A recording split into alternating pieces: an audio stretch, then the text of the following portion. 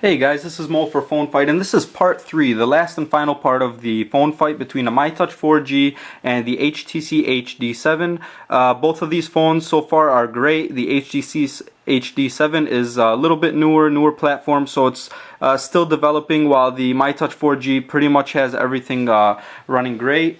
Let's check out the camera app on both of these phones. I'm going to press the camera button. I'm going to try to at least press them at the same time. The shortcut keys, so 1, 2, 3. Definitely the Mytouch 4G won on that one. So let's check out some of the features.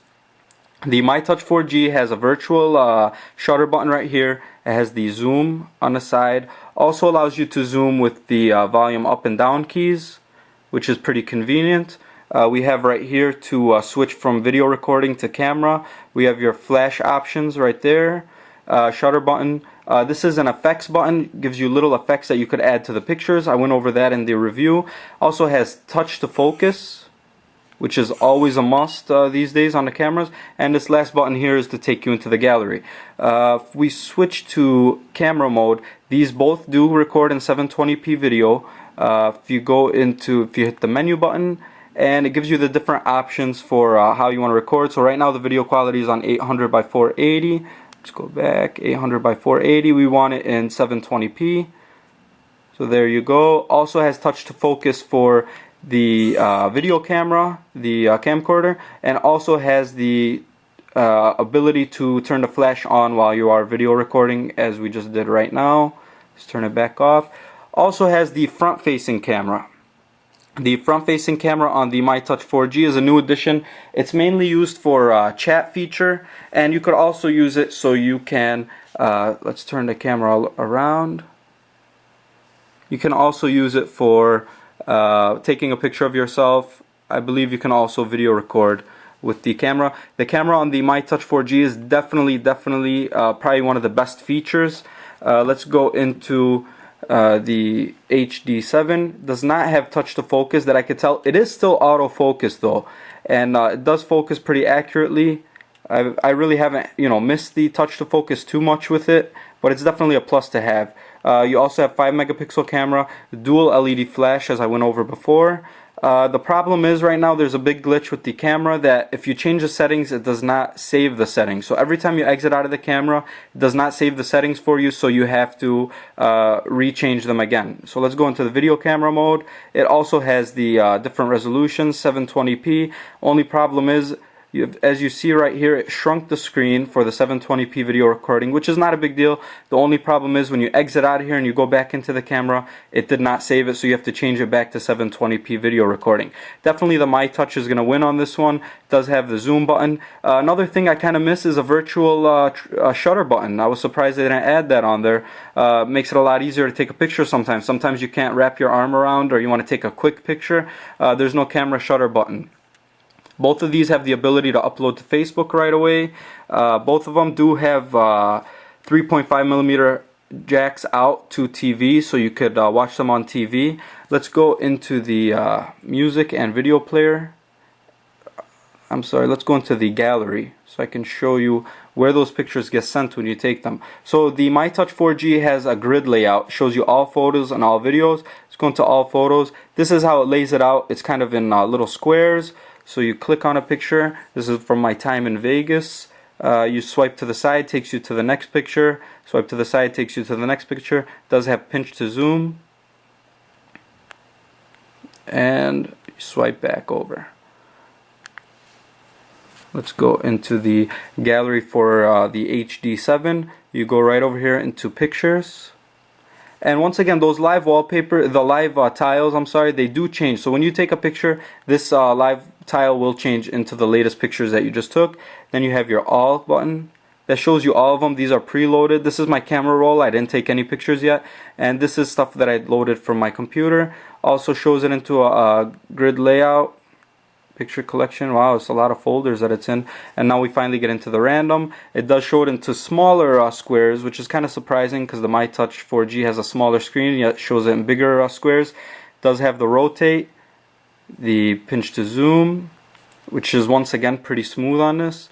And let's see, does it have where you could swipe to the next picture? I'm not getting it. Well, there it went that time. There it is. Now it's working. I'm not sure what was going on with that. And pinch to zoom also available. The Mytouch 4G does have the ability though to upload video straight to YouTube. So far the HD7 does not. Let's go into the media room. We're going to check out first of all the video player. So we go down here to videos. There it is. Unknown. That is Transformers.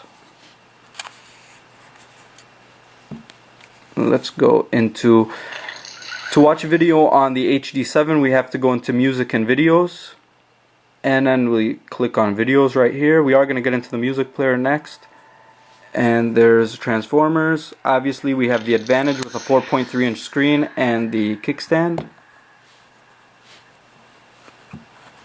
Try to move this back a little bit. I wanted to say while these videos are loading up, the speaker on the Mytouch 4G I found was a little bit louder and crisper. The HTC HD7 though did have a pretty loud speaker, so I'm not saying that it's a bad speaker on that one. The Mytouch 4G did have a slightly louder speaker though. You want to see a big flaw in the HD7? With the Mytouch 4G you could scroll ahead. The HD7, there is no scrolling ahead. You have to just hit the fast forward button, and that's the only way. Another thing is the Mytouch 4G obviously has a nice YouTube app. The HD7 still does not have a good YouTube app. It just takes you directly to the mobile YouTube website. Now we were talking about the LCD screens. I just wanted to show you video quality wise. The viewing angles on the HD7 is not as great. It did rotate it to the other side. Let's see. It's not as great. The picture does start to get faded. The Mytouch 4G, the picture quality stays pretty good. The color, at least. The color on the HD7 starts to fade away. That has to do with the LCD screen. Let's get this back up. Now let's go finally to the music player. Both of these have pretty nice music player. I'm going to say though the HD7 has a nicer music player just because it integrates the Zune software with the music player. Let's go into music. Let's go into songs. And same thing here. Let's go into Zune, music and videos. And as you see here with the Zune music player, it shows you what your recent activity was. So there's paused. It shows you what's new, what did you just recently add. And marquee is if you're watching something online or listening to online radio, it shows you what your progress was online. So let's go into music, same thing. Let's click on Aerosmith. And click on it again. There it is. The Zune, the thing about the HD7 is that you have to sync with the Zune software. There is no drag and drop. With the Mytouch 4G, you can just drag and drop. There is no syncing with any software. So you could look at it both ways. I like the Zune just because it loads my album art for me, which is not a big deal. I know it's not a big deal, but it's just one of those things. And you could also set up playlists and stuff like that. The Mytouch 4G, you could set up playlists, but actually through the phone. Sometimes it's just a little bit easier dealing with the desktop. You have the swipe to next song here.